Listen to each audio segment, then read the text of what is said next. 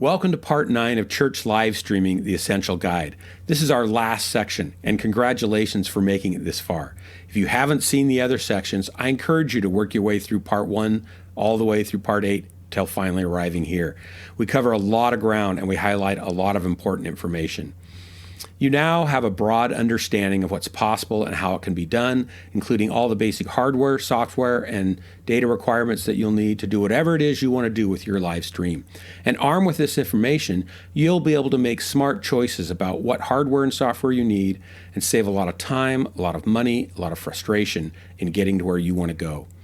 In this last section, I want to talk about some things that you can do to make your live stream more than just a one-way broadcast out to your congregation. Rather, I have some ideas that you can use to help turn it into a multi-directional communication tool that will better connect you and the people you love to each other. I have some suggestions on leveraging this great technology to forge deeper and stronger connections with the people that maybe you thought it wasn't even possible to do with. If you haven't already, remember to click that subscribe button, the notify bell, and share this with anyone you think that might benefit from watching it. Okay, let's dig in. I've been thinking, Chris, you've probably been thinking about this a lot too, so you'll probably have some thoughts about this. And Miguel, if you do, please feel free to join in. But I feel like this whole COVID-19 thing is, in some ways, going to be a great sifting of the modern church. And I don't know if that's sifting for the good or sifting for the bad, and or some of both, probably. But I suspect that when people come off of quarantine and can go back to meeting in corporate services where there's dozens and hundreds of people or thousands of people, some people will not go back. And they won't go back because either they're not comfortable yet health-wise, or they won't go back because they've gotten comfortable not doing anything. And other people will flock back because they missed that personal fellowship so much that they can hardly wait for. In fact, they're probably sneaking out at night and hanging out in the church parking lot and looking in the windows when no one's looking. They can hardly wait to get back at it. But I just really wonder what the attendance of churches is going to be post lockdown, and I'm afraid it's going to be lower, not higher. And so if that's true, or even if it's not true, I feel like we should do everything we can as pastors and worship leaders and are involved in the putting out of a virtual service to see it for more than just a Zoom session, and see it as a way to connect people. So I've got a list of ideas here that I want to talk about that might help to do that better. And before I start diving into that, Chris, is there anything that brings up in your mind that's on your heart, or anything that you've thought about? Yeah, it's pretty amazing. A lot of churches are seeing an increase in attendance via online, and they're seeing an increase in giving. And so I've talked to a couple of people that are high up in church world and in large churches, and they are saying that moving forward, they don't see themselves going back to normal sort of services, that in their minds that yes, they will have services, but so much more is going to be focused online, and so much more is going to be focused on the week. I think, unfortunately, what has happened in the modern American church over the past sort of 30 years of church world is that we have focused everything on Sunday mornings and not a lot on during the week and how we reach our people during the week. And I think that COVID has forced us to be really creative as a church, trying to reach people Monday through Saturday, as opposed to just Sunday mornings at a location. And I think that is only going to continue. I think that the churches who do not figure out how to raise their game in the online space are going to lose out to the churches that do, unfortunately. And so I think that, yes, we are going to see people, I was talking to a pastor of a very large church yesterday, and he said to me that he was like, we've realized how not important our building is. And I said, well, it's both. That's ironic, isn't it? It's both important and not important, because I think you're going to see that people want to come back to that space in order to feel the community. But I think that this has shown them that you can be connected to a church and not necessarily have to be in that space to be connected. And I think what I'm finding is that the churches that are doing it really well, they really are outdoing themselves, going after connection Monday through Saturday. And then Sunday just happens to be a thing that is a celebration of what it's really what it was supposed to be all along, I think. What I see Sunday morning services being is a celebration of what's happening during the week. But instead, it was the thing. And so people could check this box off a list that says, oh, I went to church. Yeah. And that became the thing. And I think that we're going to see, I wouldn't say more real, but a different sort of reaching people where they are. Yeah. That kind of reminds me, I see people talk about, I love the worship leaders, the worship talk group or worship leaders plus group, because of all the conversations that happen. That some of them are just wild and crazy and stuff. But it always is interesting to me when people post, what's true worship? How would you define, true, authentic worship? And of course, because we're worship leaders and we deal with music all the time and stuff, that usually is part of their definition. But when I look at Romans chapter 12, where Paul talks about our reasonable service of worship is to present ourselves as living and holy sacrifices, we tend to take that verse as presenting ourselves to God as a living sacrifice and laying down our lives for God. But the whole rest of the chapter is really the definition of what that's talking about. And there, it's clear that Paul's saying that we're to present ourselves as living sacrifices to the people around us, that we're to be laying down our lives for people, and that is our reasonable, acceptable form of worship. And so when we come together and sing, it's really the icing on the cake, but the cake is baked during the week when we're living and giving our lives to help people and serve people and love people. And if we walk in and just sing icing, it's kind of a sickening thing. And it's not what worship really is all about. Worship's about giving our lives to be Christ in people's lives. So I really resonate with that, what you were saying. Miguel, is there anything you want to add? Or I don't want to leave you out in the sidelines with your jetpack there. No. It's like, I do understand. I think the thing is, like, because the servicers the churches are getting more aware that these technologies exist. As we move towards more online activities, the people who wouldn't normally be able to make it to church are suddenly enabled. We're enabling the people who are stuck at home because they're disabled, or, the reach is just way bigger, and you can cross borders, you can cross countries. There's just more potential.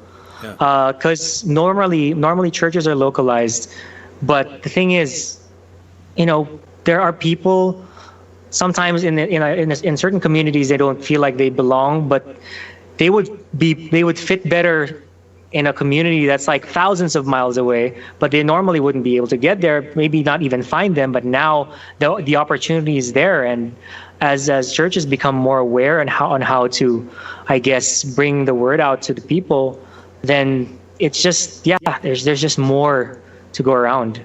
There's just more faith. There's more love. Yeah. Okay, so I'm going to feel free to riff on this stuff if something comes to mind. These are some things that just kind of trickled through my brain a little bit for when you're preparing your stream services. You don't have a captive audience anymore. You've got people who can easily get up and go to the bathroom or get more popcorn or just go chase the cat, right? And so one of the things that I obviously haven't done that on this stream because I figured it would be a protracted stream. I didn't think it would be this protracted, and so I apologize to you guys. I might post this as a multi-part series thing. But you want to condense your sermons, make them shorter, and make them the very best. Cut anything that isn't meat, and make them as good and emotionally motivating and communicative and connective as you can. And one of the things I thought would be cool would be to allow, since we have these chat tools that we don't ever use in a church service because we don't want people using their phones, but they're going to in this case, do a Q&A about the sermon. So after you're done preaching, have someone who's been collecting people's text questions and cull through and say, hey, would you answer this question to our congregation, and let that be part of your sermon, because I think that'd be really interesting for some people, and I think it would allow them to look behind the veil of the sermon itself to what other thoughts you have about it, and I think it would connect them with what you're teaching too, because it allows them to say, hey, this particular thing that matters to me, would you answer that? I think that'd be really good. So that's a way to use that technology, and find ways to personalize your stream in every way and opportunity you can. YouTube is a perfect, or streaming is a perfect medium that for churches that have kids that do like puppet stuff. That's still a thing in some churches. They do like puppet Sunday school, puppet shows and stuff. Oh my gosh, you could actually, it'd feel like the Muppets, and you could just do it because you have a camera that makes it seem more magically real, because it clips off everything else in the room, and suddenly those critters become more alive. So use those sorts of storytelling things with kids, and you can do stuff with, like, to me it seems like churches are probably, now maybe this isn't true for most, but I think the majority of smaller churches, they're just happy to get through the one service, and they're not thinking about, oh, wait a minute, what have we done for our kids? What have we done for our youth? What have we done that reaches out to our singles or young marrieds and stuff, or the elderly? Have we gone around and made sure that they all have connection and they can even get our virtual service? I know some churches actually sent people in and they disinfected and they got them computers, or hooked up computers and hooked up webcams so they could do Zoom and stuff. So you might need some extra steps to make that happen. But with kids, you could do like group scavenger hunts in their home, or do like bingo game things in their home that are part of your lesson, that get them running around doing things that are fun. And you could have multiple channels. You can push out 3 different services from your church. You can push out a youth service and an adult service and a kids service, so that you could do your main service and then say, okay, kids, go get on your iPad to your youth channel, and boom, off they go, right? And you could do stuff that's tailored to what they're interested in, that makes a stronger connection between them. I'm all for having youth in with adults. I think that's important. I think it's important for them to be around older people and old people. And family is a healthy church if it's a family church. So I'm not saying in any way to get rid of that, but I also don't mind targeting specific connection points between different groups and people and stuff. I think it'd be my wife does this. She does a children's choir rehearsal, and they're doing them online right now, and I kind of help her with it a little bit technically. And one of the things that she started doing is she has a guest surprise guest join the Zoom meeting, and they're famous. They're like, one of them is going to be Peter Hollins, who has like 3 million YouTube fans, and he does vocal a cappella performance stuff, and he's amazing. And he's going to come in and he's going to sing a song for them, and then he's going to just chat with them for a little while. And they would never get to meet him in person, and he's going to come to their rehearsal. And one of them's going to be his somebody else who's like got 300,000 followers on YouTube, and one's an opera singer who makes $5,000 for singing at a big opera hall, and she's amazing and kind of world-class opera singer.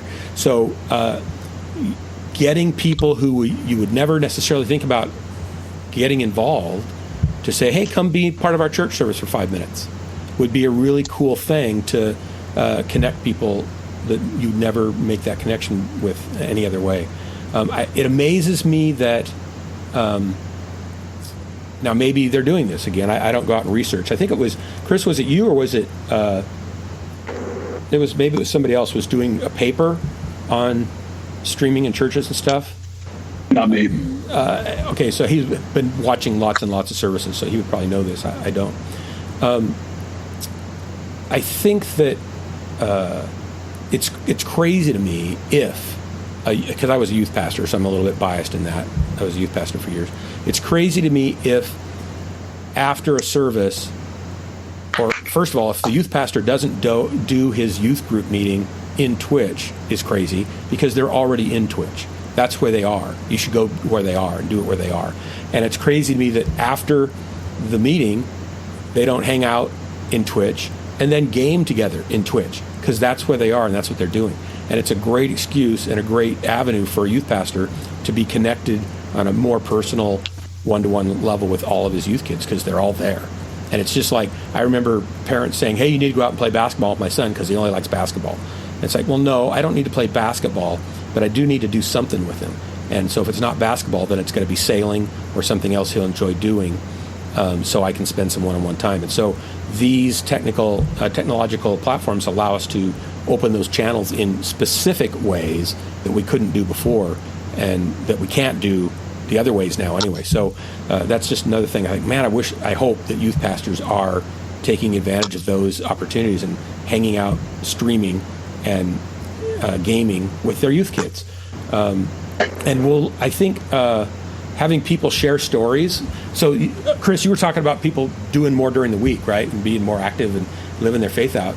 I think it'd be great as part of a church service to have like a 5-minute of two people sharing, this is what we did this week in our world and how God used it in us. Maybe he didn't even use it in anybody else, or maybe they helped somebody, but they don't know if it helped them or not, or don't care, but they know what it did for them and they know what they did, right? And sharing, letting the congregation come through the other direction on our YouTube streams, so it's not just the church spitting out content, but it's the church inviting the church to be the content. And I think that's really a kind of a paradigm shift that we need to take to make our streams more connective to the people and stuff. And we'll lose them if we don't fully engage them. We need to more fully engage them. We need, and also things like hanging out, playing mini golf together. Like, does pastors love to golf, right? That's the big joke. They always love to golf. It's all they do. They just golf. Well, they can't go golfing, evidently, because everything's closed. They can't even go to the beach. But they could mini golf, and they could mini golf with 8 different people at a time, right? And they could hang out with, people in their church, mini golfing online, and chat and laugh and have a good time. And they could bond a relationship that they're not able to build sometimes any other ways. Having a text prayer request for people, say, hey, would you pray for me with this? That's anonymous. It goes to an anonymous number. Somebody gives those to the person who's running the service, and that Sunday they say, hey, we've got somebody who needs this, or this is their problem. We need people to pray for these specific things, so that you're getting more feedback coming back through. And then I think also I had one that was like, pastors spend, okay, this depends on the pastor, I suppose, but on average, a pastor spends 6 to 8 hours prepping, sometimes 12, for every time they do a sermon.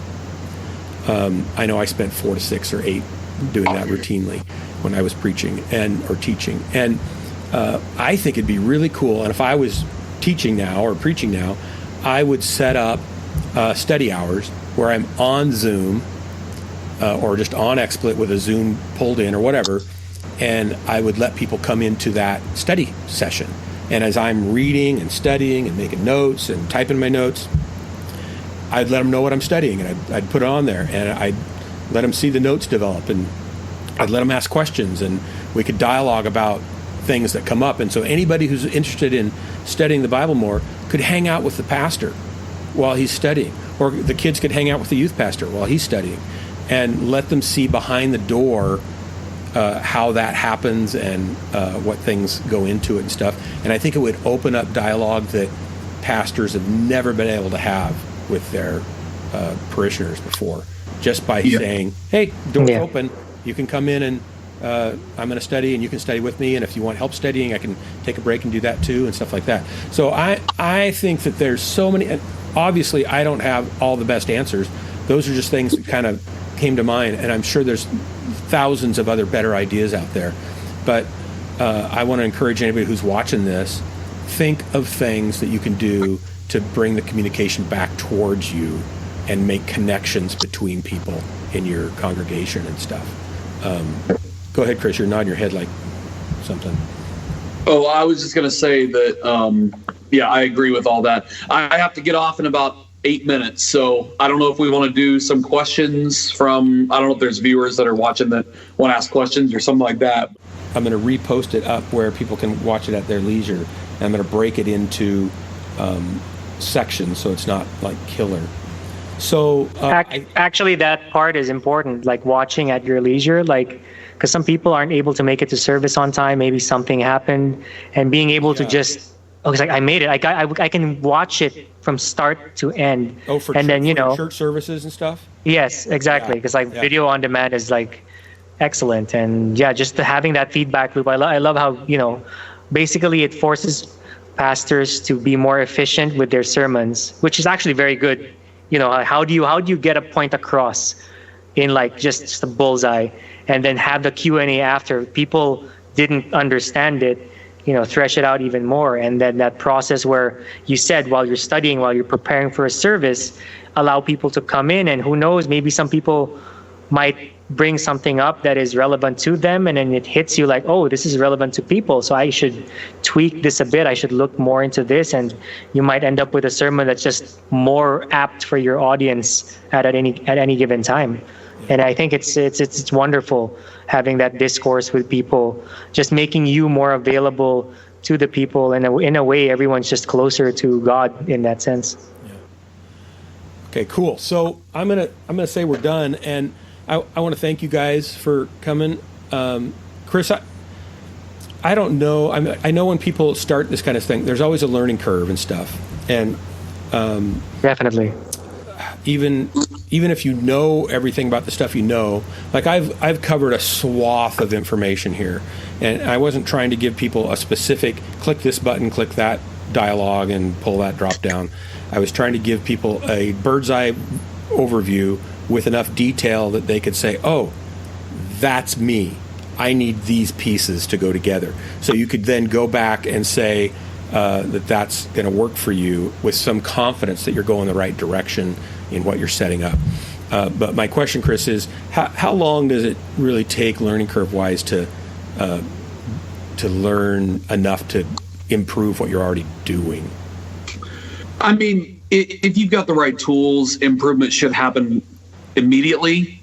I mean, especially if you're moving from a board mix to a dedicated live stream mix with a digital mixer, like one of the ones that we talked about, it'll be a marked difference immediately. Now, as far as like getting it to the place where it sounds really, really good, that takes time. I mean, I remember when I first started mixing live stream, I mean, there's just so many things that you have to, figure out. Like, one of the things that it took just trial and error for us was realizing that a room mic, in addition to all of the close mics, made the church service sound alive. Like when everything's really, really close, and so we ended up putting a couple of stereo mics back at the board. Just to make the ambient room worship. And correct. And that's where we would get the congregational singing, which, again, you don't really realize you miss until it's not there, Right. And I mean, it's little things like that, knowing that stereo mics make a huge deal from somewhere, and it doesn't necessarily have to be expensive mics. It could be those two cheap, small mics. You just put them, back pointed towards the stage, and you can even put them on stage facing the audience if they're high enough. That makes a huge difference. I think too, like understanding, how to get the EQs right, understanding that with vocal, most vocal mics are going to have a proximity effect. And so you want to cut, especially in a mix, in what's going to be considered more of a studio mix, you want to cut those mics at about, 150 to 200, so that proximity effect is not, you don't have all this booming bass, or at least have a shelf that's cutting off that stuff. It's little things like that you just sort of learn by trial and error, and mixing a live music is very, very different than mixing a live stream. And I think that some people just go, well, I've mixed, on my board for 15 years. I'm sure I can do a live stream. And you're like, well, I mean, maybe, but most likely there's going to be some trial and error of figuring out, oh man, it just sounds really muddy. Why does it sound muddy? Oh, it's because I have 8 vocalists who are all singing this close on their mic, and they're getting, an excess of 240 to 280 that's just murdering your soul. And so same thing with bass, understanding how to, get, you want to leave. It's just making space in the mix, and it's just little things. Yeah. So learning to be an artistic and accomplished mixer, engineer, is another skill set that if you already have, you're ahead. You'll learn that learning curve for translating that to a live sound much faster, obviously. If you're starting from zero on that, you've got a steeper hill. As far as the learning of the XSplit and setting all this stuff up, you could have a stream like what I have just done, which is very simple with some basic screens, and you could have just a couple different screens, and you could set that up in a couple hours and get familiar with it, and then just do a test broadcast and be getting more familiar with it for a couple weeks, and then do a full. You can add things as you get more familiar, and then go do a full run through. And if it works out great and you're comfortable, then go ahead and start broadcasting that well. Mm-hmm. But you're not talking months, you're talking hours, and some dedicated hours, 8, 10, 12 hours, and you'll feel really comfortable, and you'll be able to do everything that you can't imagine you could have done. And yep. Oh my gosh, I can't believe I'm not doing this before, haven't been doing this before. So Don't be discouraged. There's some learning curve, but don't feel like it's insurmountable, because it's really not. And a lot of people are around to help and love to help and stuff like that. So you can lean on people. So, okay, I think that's it. Thanks so much, you guys, for being here and adding your expertise and your hearts and your thoughts. And I really appreciate it. And I value your time a lot. And I hope that people are able to learn as much as they can from this. All right, guys. Thanks so much. Yeah. All right, guys. Very nice. Bye-bye. Thanks, you too. Thank you. Take care. Take care. All right, so that's going to be the end, basically. I'll post this and probably put it in sections. It'll be up on YouTube right now, but it's a long stream, obviously, and I don't think YouTube's going to let me do all that. So I'll cut it up and repost it in sections. If you have questions, feel free to ask them down below in the comment section. And I'll try to answer those as best I can.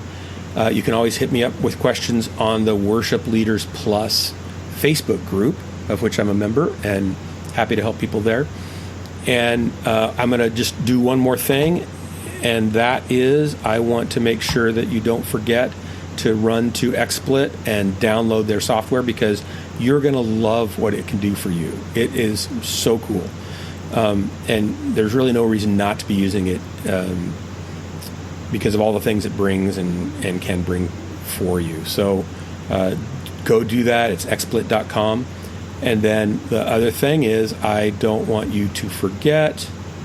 I want to remind you guys to go get this free music. You may not like any of those songs, but I'll bet you do. I'll bet you like a lot of them. We've had people that have just really, really loved these songs. One of the songs that isn't on here that I'm going to put up soon, because I'm getting an arrangement of, I have old recordings of these, so you can hear them with piano vocal from a long, long time ago. And they were just in our living room. They're nothing fancy, so I'm not going to get you all excited there. In fact, I'm going to let you know how bad the recordings are, so when you hear them, you'll go, oh, that wasn't as bad as I thought it was going to be, and then you'll like the song better. But churches of all sizes have loved these songs, and I think your church is going to love them too. So give them a listen. Feel free to use the code and download them. And please just report them on CCLI if you use them. Also, if you're using them and worried about copyright strikes, we don't go policing our songs for copyright infringement. If you do a cover of it, that we're totally happy for that. And if you report it to CCLI, anything we report to YouTube would be just a ownership notice so that we would get a couple cents if there's any advertising. So there's not money involved here, really, so to speak. I did have an interesting conversation with CCLI last month where we'd gotten a pretty sizable royalty check. We get royalty checks from all of these songs, but not a whole lot because we're the world's smallest publisher, and it takes a while to get known, and we don't really market or anything like that, so it's all word of mouth. But one of our songs had evidently started doing pretty well, and we got this pretty big check, and it was like, this doesn't seem right. So I called and I said, hey, what's the deal? And they said, oh yeah, you're getting like a lot of reports. And I said, well, are you sure it's not somebody else's song that maybe has our name mixed up, and this money doesn't belong to somebody else, and maybe shouldn't just give it back? And they said, no, are these your lyrics? And I said, yeah. And they said, yeah, that's you. I said, wow. So we were like thrilled because it was quite a bit of money. But what was funny about it is it's one that is in one of our children's musicals that has some congregational worship in it too. And we've never promoted that song at all. It's just been in that one musical. It's only been done a few times at a few big churches, and we don't even have it up on our website for sale. It's a great little musical, but we just haven't ever gotten around to putting it up for sale. Our Christmas musical we sell all over the world. But how would anybody find this? So somehow it had kind of gotten out in the wild, and people were passing it around and starting to use it and report it.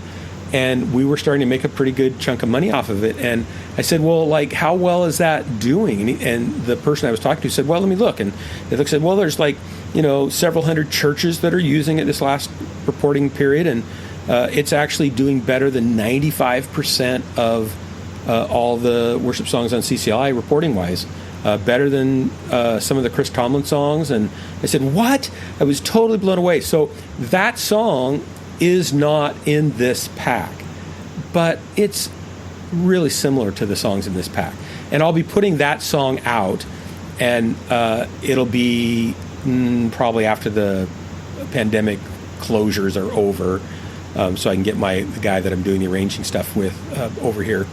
But until that song is available to you, I want you to have these, and I want to give them to you. I don't care if I make any money off them. I just want you to try them out. If you like them, you're going to like them a lot, and I think you'll love them. So don't forget to go do that, and we'll see you in the groups. Thanks. Okay, that concludes our church live streaming essential guide. Thanks so much for watching. I hope it's been super helpful for you. If you have any questions, please don't hesitate to ask down in the comments below, or just leave a comment letting us know that it was helpful. A lot of time and effort goes into something like this, and no, it's not perfect, and no, it doesn't cover everything, but we've tried to make it this, larger resource that will kind of give you your bearings and provide a compass course that you can set for doing what you want to do and how to best get there.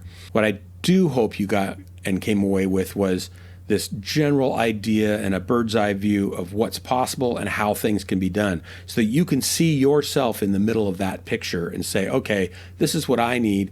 These are the pieces of the puzzle that I need, and this is how they all go together, so you can have a successful stream and upgrade the quality of your stream. If you have any questions, please don't hesitate to ask in the comments below. I'll do my best to answer them. And maybe just leave a comment if you don't have a question, letting us know if this was helpful. I've got some ideas for some future content that you might be really interested in. Things like learning how to lead what I call connected worship. How do you create more intimate, meaningful worship times and more connection between people and God, both in and out of the sanctuary? It's simpler than you might expect, but it's more powerful than you probably imagine. I know you're just itching to click that subscribe and notify button, and you're itching to share this stuff with somebody else. Go ahead and do that now. And until next time, thanks for watching.